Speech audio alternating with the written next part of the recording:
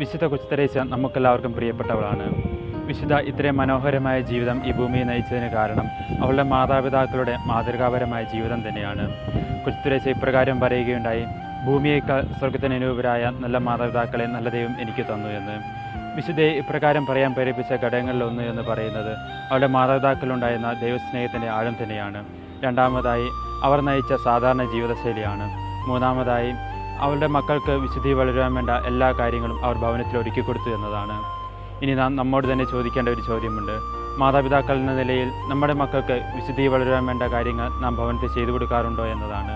അതേപോലെ തന്നെ മക്കൾ എന്ന നിലയിൽ മാതാപിതാക്കളിൽ നിന്ന് ലഭിക്കുന്ന നല്ല മാതൃകകൾ നാം ജീവിതത്തിൽ സ്വായത്തമാക്കാറുണ്ടോ എന്നതാണ്. ഇതിനുള്ള ഉത്തരം തേടി പോകുമ്പോൾ നമുക്ക് മനസ്സിലാക്കാൻ സാധിക്കും വിശുദ്ധിയിലേക്കുള്ള യാത്രയിൽ നാം എവിടെ എത്തി നിൽക്കുന്നു എന്ന്.